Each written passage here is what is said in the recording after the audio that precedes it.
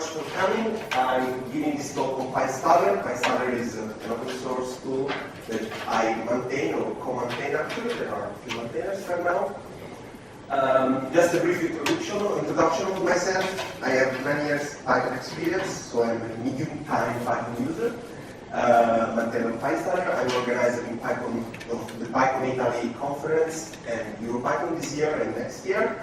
I'm the CTO of Depper, which is one of our sponsors. And these are my Twitter and blog references. In case you want to follow me, I can offer a free beer the first to follow me right now. Completed? Thank you. Okay, so in this talk we set a goal, okay, that we try to achieve. And this goal is how to ship applications written in Python without any dependency, external dependency on Windows, Mac, and Linux. So I'm thinking of desktop applications here. So maybe desktop applications, maybe multi-platform applications that you want to ship to your users, without dependencies, so without having to install separate third-party libraries or Python runtime, stuff like that. Okay? So you want to distribute everything to your users in just one big package. And how can we get to it? Because usually when you write Python in source code, and the solution for C++ is to compile and then ship the executable. But alas, this does not work for Python because it's not possible to compile Python, as you know, unless the PyPy team is in this room. But if the PyPy team is not here, it's not possible to compile Python.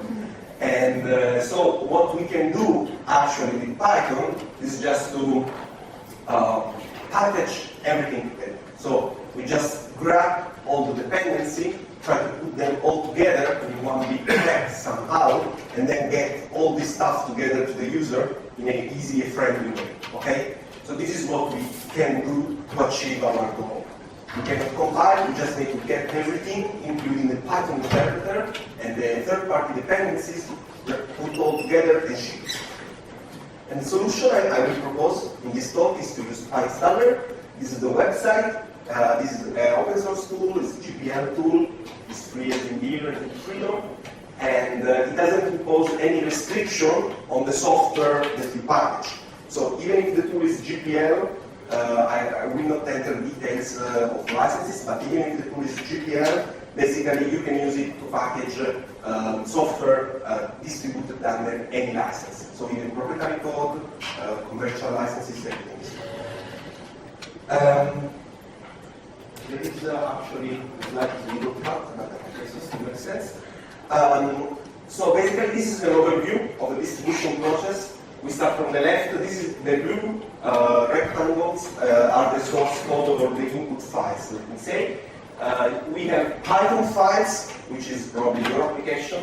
We have DLL or SO libraries, child libraries, which are part of our application. So for instance, if you're using PyQt, just to make an example, PyQt contains Qt, which is written in C++, so you have the Qt DLL on Windows or Qt SO library. And then, of course, you also have data files, because probably your application, non-trivial applications, have external data files, okay?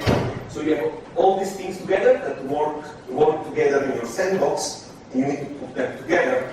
And what PyInstaller does for you is create a binary.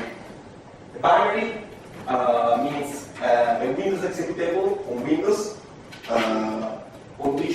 which works with data, still with data, or a binary under Linux, so a native binary under Linux, or for instance an app under Mac, so a bundle, for instance, under Mac, and it stops right here. And when you get here, you probably have one executable and then some data files, and you still need to pack them and give to the users. There is another step, which I call the distribution step here, where there are various tools to do that to end up with the final installer or package. Okay? So, for instance, on Windows, you have all those wizards to install through. So there are open source applications like Windows Setup or NCIS, to create the wizard. On Linux, most users like to use package manager like Debian or RPM package manager. On Mac, we usually use a disk image EMG file. So this second step is not part of PyInstaller. PyInstaller ends right here. Okay, so just create the binary. You still have binary data files and the other stuff. You need still to build a package for your user through various tools. Okay, this is just to have a little scope. Okay, this is a crash tutorial. You don't need to read this one. This is my video script. This is a small example of Matplotlib, which is a nice third-party library for doing graphs, computation, and stuff like that. It's really nice because with a few lines of code you get beautiful graphs on screen and stuff. But the idea is that this example shows the power of Python. You just import anti-gravity and fly, stuff like that. Behind this code, there are tons of dependencies. So Matplotlib is a good example of a large library with tons of dependencies. It has several backends for UI, several backends for various stuff, use NumPy and lots of stuff. And so even if the code is short and readable, works very well in sandbox, it's usually a mess to get this into a binary that the final end user can use. This example is in NumPy type for backend, for instance. So how do we use PyInstaller to use this? We first download the latest PyInstaller version from website, which is 1.5 at this point, and you just unpack it to a writable directory. It's just a zip file or hierarchy, whatever. There is no installation. Okay, just uncompress it, which means that, for instance, you can uncompress it in your sandbox and commit it together with your program, because maybe you want to version and freeze it with versions of your application to integrate it with your build deploy process. It can be an idea. You can have a shared external PyInstaller or one PyInstaller committed to your application. Up to you. Just unpack the writable directory. I will call it inst. Then you just need to configure PyInstaller once. Just find a few dependencies in the system. And okay, this is the first real step, which is to create a PyInstaller project. Okay, PyInstaller project is a project file which contains description on how PyInstaller needs to behave with your application. Okay, so for this example, we just keep all the defaults in place. We just pass to MakeSpec, which is the program to create a project. A project in PyInstaller's lingo is called spec file. So you use MakeSpec and you pass it your main application entry point. So the script that you run when you want to start your application, npl.py in this example, it writes an npl.spec for you, project file, and then you run and suggest the next step, which is to run read.py against your spec file, okay, to create the application. This will spill out of the outputs, not very pretty, but it will create the executable for you. This subdirectory, project name subdirectory, so this npl in this case, you got your npl binary. You run it, and you got that program. This is an example of Linux and Python of the source code I was showing before. Nice graphs, colors and stuff. The same thing run on Windows. Installation is this one, which uses Windows Matplotlib by default use DK. And this is the output, and it works on both of them. If you try this tutorial, it should work out of the box. Don't try it now, but when I'm not here. No, sorry. Yeah, I'm joking, it really works. I'm pretty sure about it. And to do this, PyInstaller has to do a lot of magic for you. I mean, lots of dependency. Matplotlib has data files, which needs to load for a time, needs to find them in your system where they are installed. So PyInstaller needs to tell Matplotlib, hey, those data files, I copied them here with you. So lots of magic going on to get to this point. And what's within this npl directory? We just run the npl binary. What if I show you a listing of this directory? It's here. This is the listing of the directory. Actually, it's the listing for Hello World application, so one-liner. Okay, print Hello World, one-liner. Here, Hello World is the main executable, so it's 600 kilobytes. It's the main executable, and then you have all these nice files. One is very easy to understand. It's the libpython directory. This is a Linux example, of course. The libpython directory 2.6, which is being used in this example. Okay.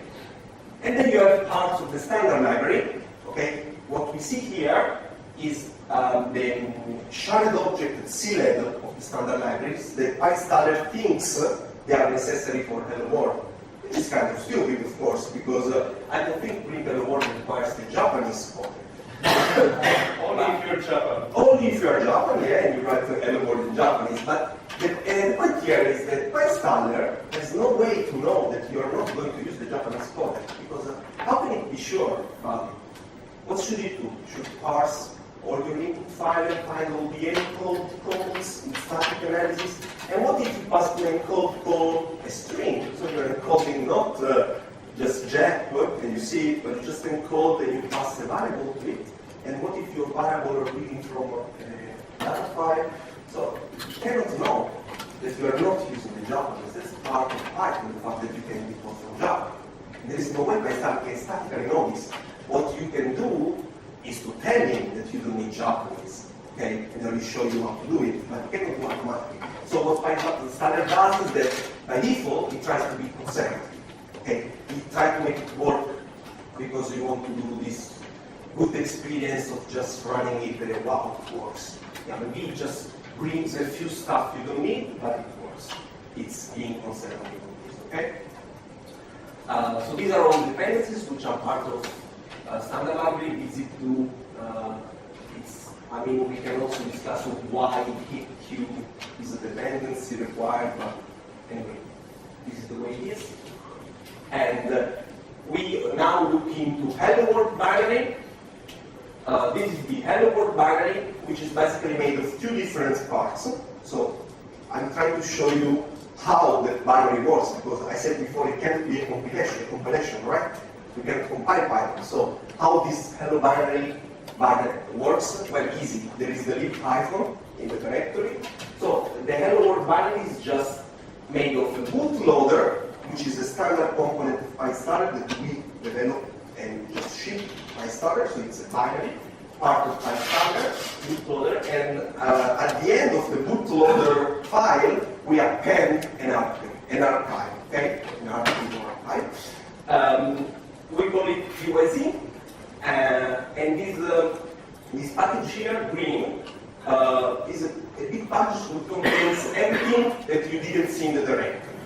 And what is everything that you didn't see in the directory? Well, there is your code, so maybe the hello world.py, or .pyc, better. But if you have a larger application, obviously this will be much more code. It contains the standard library, and this time it means the PyIC files of the standard library.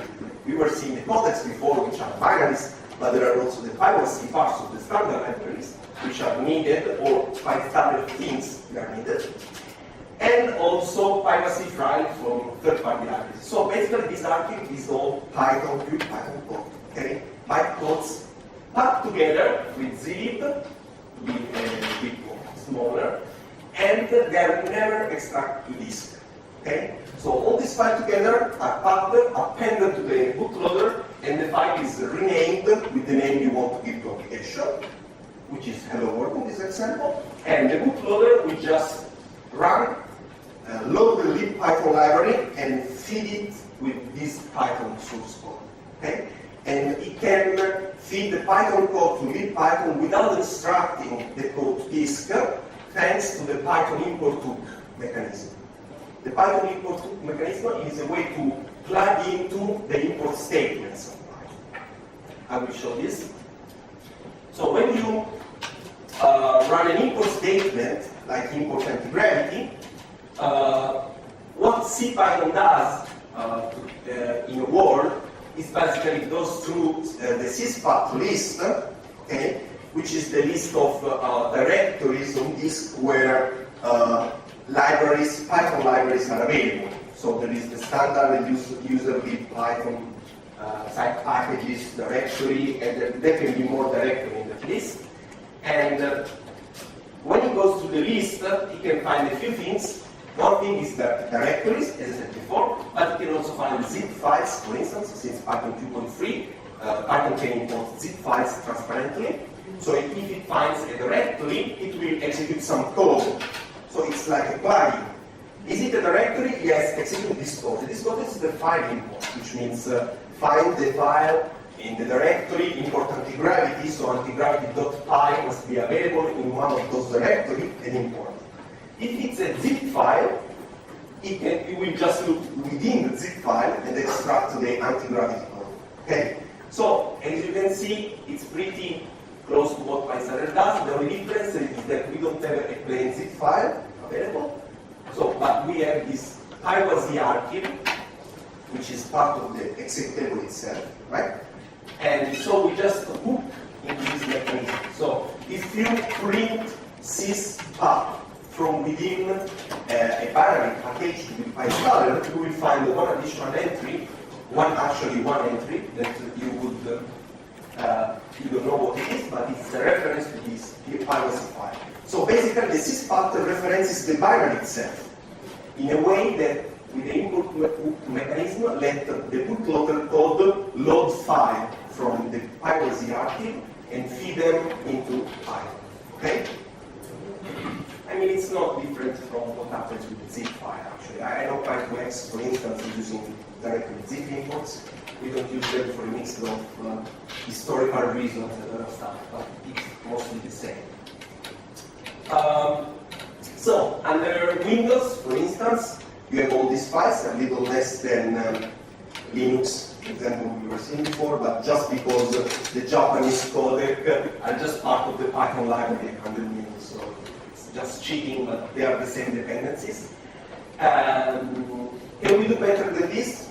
Because at the beginning I was promising that I will be giving you one binary and your files, but here I'm giving you one binary and like 10 external libraries. So can we do better than this? Yes, we can, but we need to tell PyInstaller how through the project file.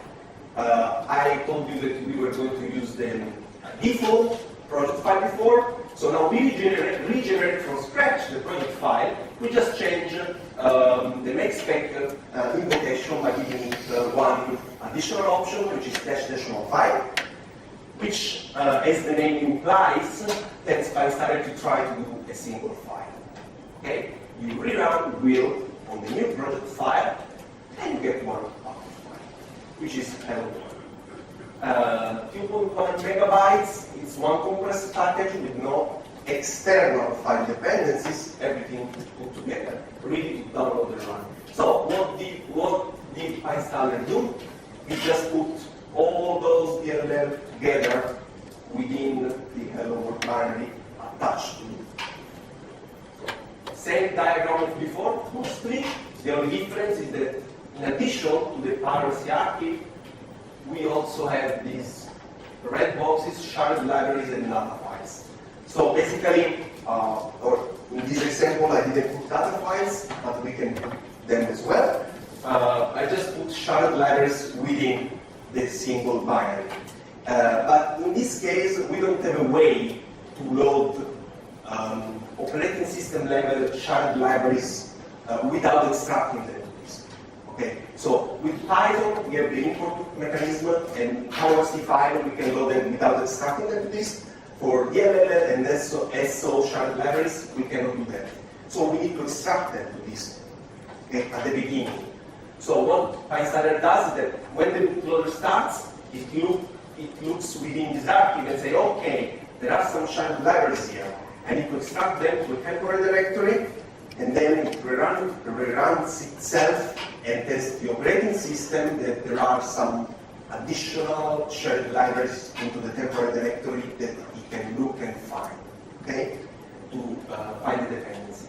This is, of course, a slight overhead compared to the one directory mode, because in the one directory mode you just start, and the operating system, when it needs, it finds the DLL on disk, just load them. While here, we need first to wait for the bootloader to extract them to temporary directory, okay, and then rerun the application. It's a small overhead, depends on how big are your dependencies. If they are, I don't know, 50 megabytes of data can take a while, especially on Windows, when I own we know that it's not really good. And obviously, the bootloader will try to remove the temporary directory at the end of the program. Okay? Okay, if you want to have a look at this file, you want to see, okay, I got this binary here, but what's inside this binary? What did PyInstaller put within this binary? You can use this tool, which is Archive Viewer.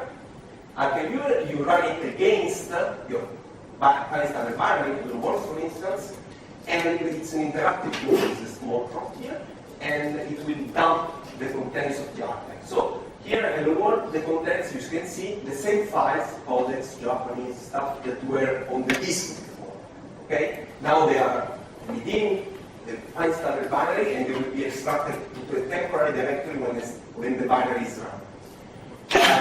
The Python and everything.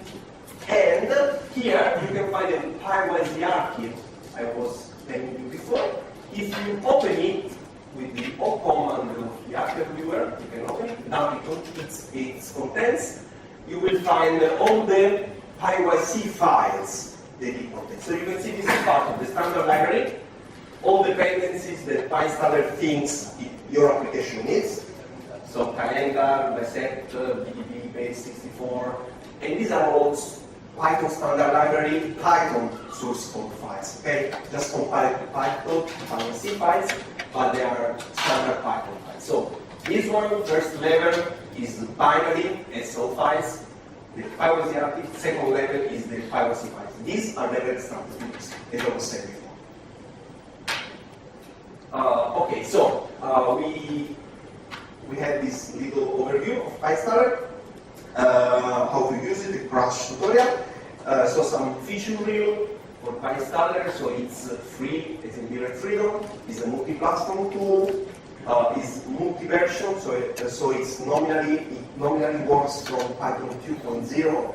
Okay, not Python 3 support at the time. We are still investigating it at the time. It is not all being developed, so I won't lie you. There is still no Python 3 support in progress at this point. We're trying to understand how to get there. We run test suites before releases on Python 2.2, and it works. Python 2.0 should work. We don't use specific Python things, but we might be a little broken. Yeah, open source. And also there is this flexible packaging mode.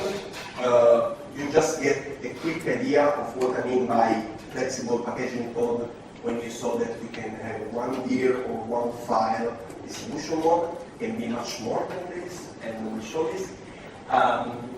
Advanced built-in support for specific third-party libraries, which means that, for instance, PyInstaller knows what to do for Matplotlib specifically, and what to do for PyGDK specifically, and what to do for many other support libraries, third-party libraries specifically. We maintain this code for you, so that when you use Matplotlib, you don't have to care how Matplotlib works internally to be able to package. And transparent compression through zlib and UPX. UPX is a binary compressor available on most platforms. On Windows, PyInstaller created executables that run on Windows 2000 plus the newer version or newer vanilla with the non-separate CRT or runtime installation. So this, in my opinion, has been a great achievement because I didn't need it. I will not be able to do it, so for me it's a great achievement. I'm really grateful to the maintainer who contributed it. So basically, if you know that newer Python version of Windows requires separate installation of Visual Studio CRT runtimes 2008 on your system before running anything. But with PyInstaller, we managed not to have this dependency. So for Py2X, for instance, it works on Python 2.6, but then you need to ship both your program and the separate CRT for your end user to install. Of course, you can automate the installation, but you need to ship both, while PyInstaller's executable are self-contained. And works for both Windows and console mode application. uses UPX to compress transparently everything, can embed icons, modify keywords and info. Co-designing is supported, which means that if you care about the Windows co-designing program, you can co-design a PyInstaller executable with actually check integrity and signing of the whole package, red, blue box. So it means that you're actually signing all the code, all third-party libraries, everything together. And there is also support for concepts, which is deprecated for lack of maintenance. On Linux, of course, the main problem on Linux is that there is no fixed APIs across Linux distributions. I mean, there is the LSB, but there is not really fixed APIs that you can rely on, because you probably, when you use your Python program, you're probably using a lot of libraries which are not LSB compatible, so we cannot fix this for you. If you're using only LSB stuff, it will work, but if you're not using only LSB stuff, we cannot fix this for you. So what we try to do is just try, the point is that there is no clear line on Linux on what is a system library and what is like an application library. Because of libgdk, just an example, on Windows there's no problem. You know that you want to bring it with your application, ship it. But on Linux, is it better to use the system one on the user system or use the one you tested it with? Depends. There is no good answer to this, unfortunately. So what we do, we try to be distribution independent by default, which means we try to plug as much as possible without crossing that line where things will crash. So for instance, if you just get libgl, it will crash because your libgl relies on your drivers, so you can ship this to other users. There is no compression on shared libraries on Linux, but this is not really important. On Mac 10, we can create bundles for Windows application. We are forward compatible for version, but this is standard Mac 10 guarantee. I mean, we are not adding anything to how binaries work on Mac 10. You can embed icons. We don't support universal binaries for all the PC users among you. And UPX is not supported as well.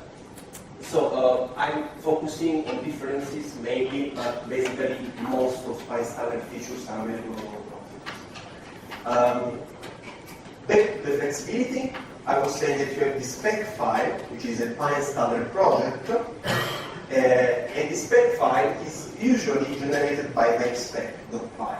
I say usually because the SPEC file is just a standard Python file.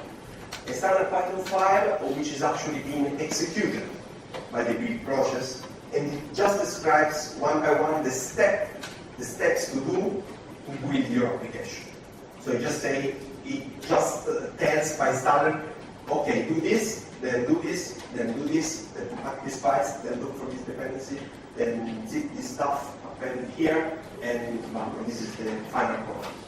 So, and this is the main point of the flexibility. Since it's a Python file, you can hand edit and you can decide what PyInstaller must do for you. So you can use PyInstaller sort of like it's a library for you. It gives you some nice tools to track dependency and stuff, and you can just decide what to do with it. So makespec is just a wizard. It generates template spec files for you, standard templates file. So you can tell him, okay, I want one file or one build mode, I want a window and executable and some debug, I want to ship an icon. So it's just a wizard for your first day or year with PyInstaller. But if you want to achieve maximum flexibility, you can just open your spec file and edit it. It's not pretty, but it works. And this is a spec file. You can see there are three main steps. The first one is analysis, then there is a frequency step, and the next step. The analysis step is a step which basically tracks all the dependencies. So we are passing to it hello world, which is your entry point, plus two files which are internal detail implementation of PyInstaller, which shouldn't be here, and we will eventually fix this. And then you pass the path variable, which is sort of your Python path. Python path is part of the environment. Maybe you want to hardcode some internal Python path directory or PyInstaller to use.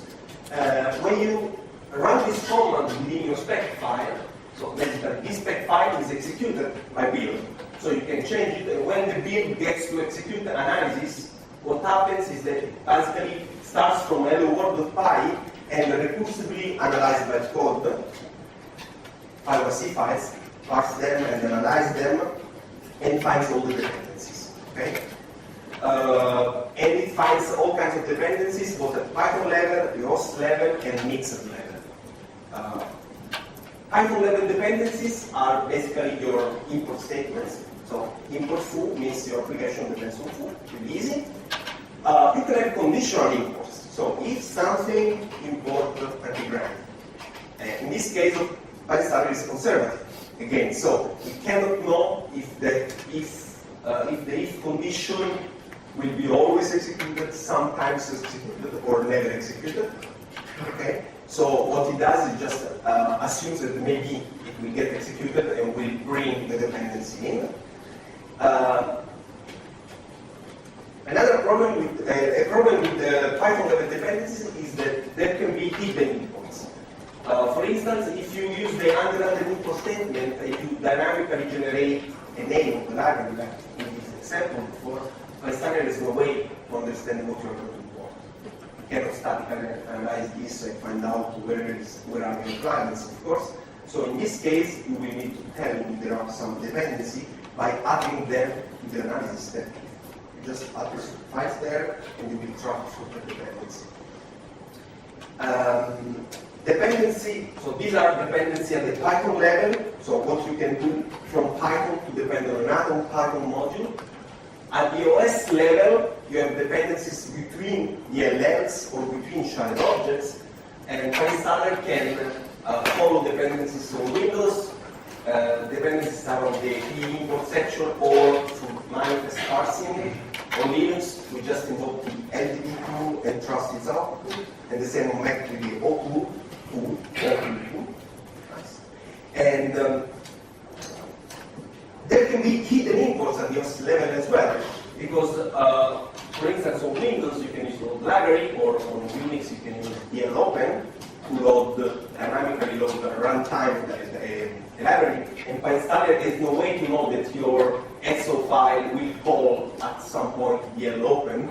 There is no way to do it just by looking at the SO file. So this is an hidden dependency that you need to manually tell PyInstaller about when we find the SPEC file.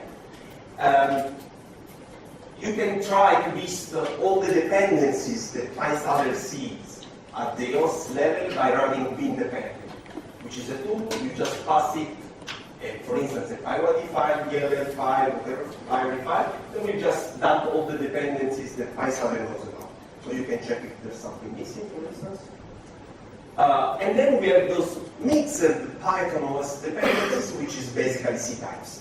Because in C types, you basically create an OS level dependency from Python. Because with C types, your Python application depends on a DLL file directory or SO file directory. So, for instance, I don't know how many of you have never used C types, but for instance, if you do cdll library.so, C types just loads that library and try to make all the function in it available at the Python level for you. So your application will need this file to work. And the nice thing is that PyInstaller can find these statements in your source code and understand there is a dependency and follow it. So if you're using C types like this, which means that, for instance, you're passing an immediate string here with the name of the library, PyInstaller will know that you're using library.so and will bring it into your package. Okay? So we have an explicit support for C types. It works only if you're using immediate strings, of course, otherwise it cannot know what library you're using. If you say cdll library under name, it cannot know what library you're going to use, but since most of the times with C types you explicitly name the library you use, it works pretty well.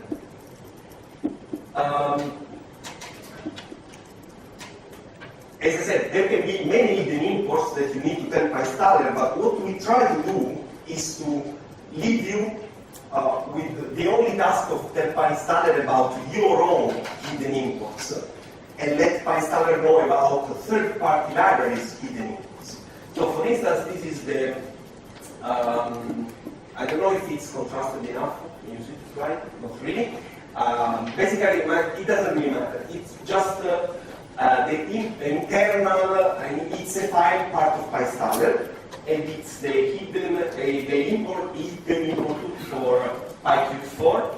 Basically, through this file, PyInstaller knows that PyQt needs, for instance, all these plugins, because Qt is a plugin system. So, for instance, image formats like JPEG, PNG are all plugins of Qt, external DLL files.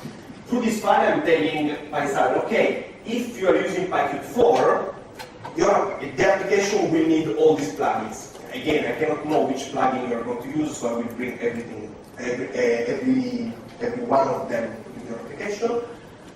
So I'm just telling PyInstaller, okay, you need all these plugins. So the idea of these files is that we maintain them, you don't need to know. So you just use PyQt4 as a normal library, you load the JPEG files, and it works in your sandbox. You run PyInstaller, and it still works. But under the hood, PyInstaller is looking at this file, decide to bring all plugins, and it's also telling at runtime to PyQt where to find the plugins, because otherwise PyQt couldn't realize by itself where the plugins are. So it's doing a lot of work behind the hood. As I said before, you can embed your SPEC files for instance, to manually add includes or excludes for compilation. For packaging, you can add data files. You can use custom packaging mode. For instance, we are working. It's already available by embedding in the SPEC files, but we plan to put this open source mode into the next SPEC wizard for everyone to be readable available. The open source mode is a nice packaging mode where everything is packed together in one binary, but your source code. Which means that you're shipping an open source application, think of Mercurial, for instance, which is a Python application. You're shipping everything into one big Mercurial binary, but Mercurial source code, which is there in the binary. So basically, if you want just to apply a patch to Mercurial, it's there on the disk, just modify the files. Everything else that Mercurial depends on, third-party stuff that you don't need to patch, they are not together in one big file, but the source code of the open source application is on disk for a user to modify, which is nice, because it means that you can modify Mercurial public and quick to apply, quick up, even if you don't have a Mercurial sandbox directly from the Mercurial distribution package, which is, I think it's really nice. One question that I get often asked by customers we work with is they come to me and ask about, is PyInstaller a way to avoid the reverse engineering my application written in Python? Is a way to kind of hide my source code better than I can do without PyInstaller? The question is not really, because as we said before, we're just packing everything together with an open source code, so just the way we pack it, you can repack it. So we are not really doing anything more than that. We do not never ship, PyInstaller package never contains raw source code. It always contains bytecodes, okay? So this is just, it's equivalent to sending the bytecodes to your attacker or having him reverse engineer your code, okay? So there is some basic cryptographic support, but nothing really important. The only thing I want to mention is that a solution that some like to deploy, for instance, Dropbox is using this solution, is to do bytecode scrambling, which means that you basically recompile your C Python interpreter, you just get that one header file when all the bytecodes are defined, like define load 8, and you just shuffle the numbers. Which means that your bytecode files will have the standard Python statements, but all the byte, since they are on shuffle, a standard Python interpreter cannot run them, okay? And a standard Python bytecode decompiler cannot decompile them. But since you are shipping your own custom Python version with scrambled code together with your application, it will be able to run. Okay? So this is probably the most effective way to let me say, delay reverse engineering of your application. Okay? Yeah. Obfuscate. Yeah, I was looking for it. Obfuscate. Actually, if you want to do it as good as Dropbox does, it's not sufficient to just scramble that one file. You just want to, for instance, disable the internal DIS module of the standard library, which is the disassembler, because otherwise you are shipping a disassembler compiled with your own scrambled file code in your application, which is not a good way to obfuscate your own code scrambling. So you just need to, there are a few ties to become, but it's actually quite effective. So in the future, for PyInstaller, we are planning to have actually it's already committed neutral, and a one-stop binary, one-stop script to do everything in one big step. You just unpack PyInstaller up to Py, and you get the binary without everything else, which is something that we get used by many people who don't like to read the manual, so they just want to run stuff. We, of course, are planning to improve third-party library support, to keep on maintaining. This is an ongoing effort because the library evolves over time, so we need to follow the evolution. Python free support is in discussion. Trying to understand what means to have Python free support. And we're also investigating covering the disk space. We already have lots of code available for this, but it's not ready to be, there are licensing issues.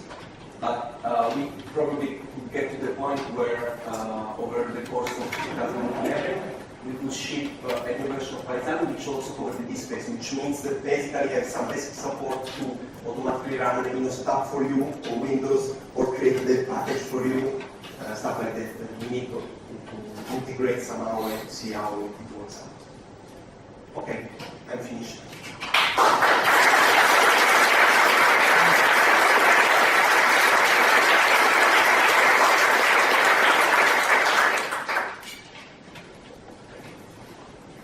Is PyInstaller able to package Windows services into a single file? No.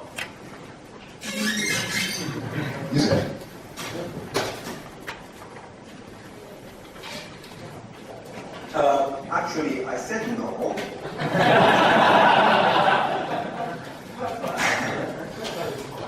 Too fast.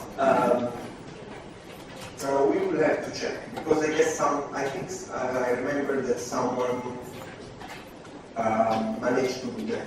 So I will have to check if it's just a matter of changing a little few things or if there are more important things missing. I actually remember because I personally never worked with the Windows service, so I'm not sure what's missing. But actually, if you probably Google it, you can find some, in the mailing list archive, you could probably find some hits about it. How does PyInstaller finds all these import things? With regular expression or some other technique? No, bytecode parsing. PyInstaller always works at the bytecode level. So if you have a Py file without the bytecode, it will first compile it to you to PyIC form, then it loads the bytecode, and then follow the dependency at the bytecode level. So basically, go through all the bytecodes in there and find the import bytecodes.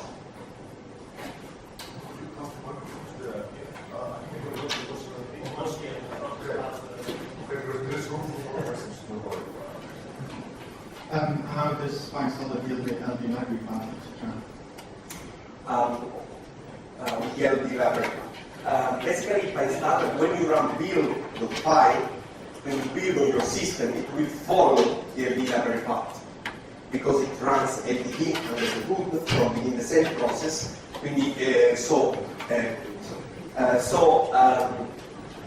it will follow your own LD library path and use find all the libraries. Then all the libraries are packaged together, so you don't need your LD library path anymore at runtime. Doesn't make sense? Well, is that runtime still use find libraries?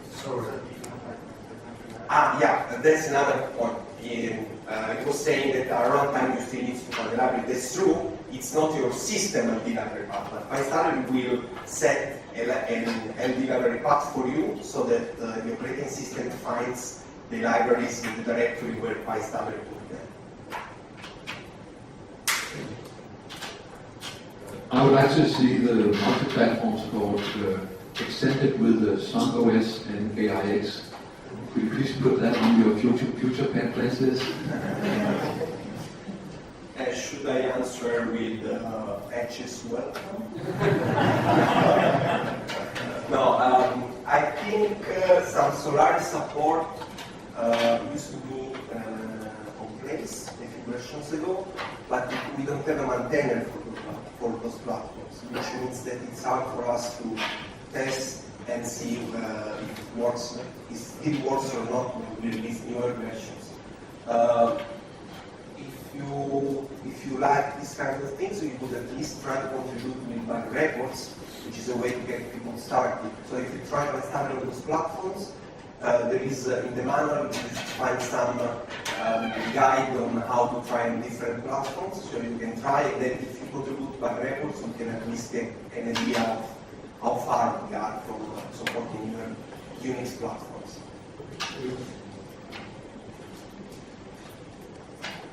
Any other question? Is the spec file the same for all platforms? Should be. I see exact section. Yeah, it should be modulo max. should be the same. Actually, make spec is so stupid that it manages to generate a spec file which is not multi-platform, which is incredibly stupid, and I don't know why we don't fix this. But it's really easy to make it multi-platform, and that's the idea. Well, When I did RPM or dev, can I ask PyInstaller to use the default Python installation in my Linux distribution or require to install the dependencies? So you want to use PyInstaller in a way that you don't ship your Python and Python standard library, Yes. you're managing just on these dependencies. Yeah. But you want to, for instance, if you use PyGDK, do you want PyGDK to be included in your dev or just track it as an external dev dependency? Just track it as an external. Okay. There is no standard way to do this, but so what you're asking PyInstaller is to do a subset of what it does by default. So it's something that you can achieve by embedding the spec file, because you just need to remove steps. You know? So you just need to remove steps from that and then create a dev file with the correct dependencies. Now I was looking for how in the dev file the script is called, the one that lists the dependencies. I don't remember the name. Sorry? Okay, then. okay, I think there is still room for one question. Okay, back there.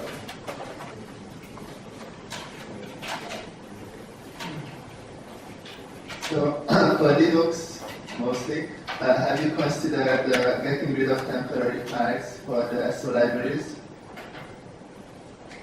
Do you have suggestions?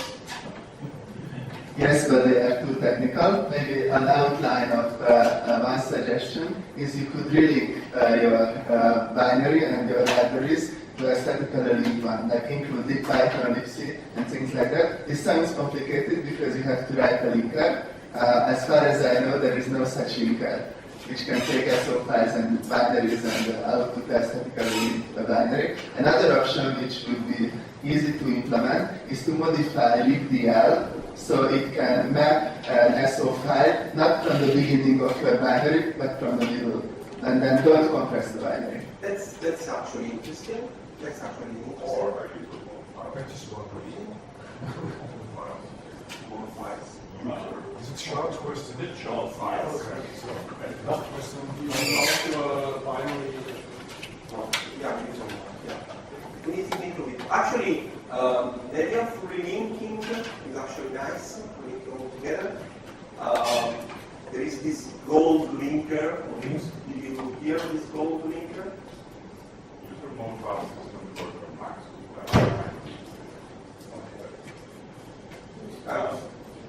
Do you know Pickle Star Kits? These do load their dependencies that they allowed from memory, so you could just copy the code, it's basically BSD.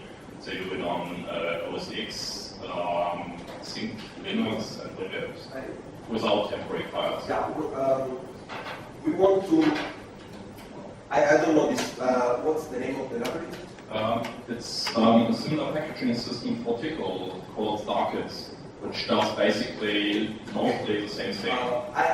I found some solutions like this. The only thing that we want to make sure is that we are not exploiting some tricks in the operating system. Because we don't want to get to the point where everything works, but we're using the tricks on the wrong Windows version or something like that. We don't want to get to that point. But probably eventually we should probably investigate those solutions. There are nice ideas for you. Thank you guys.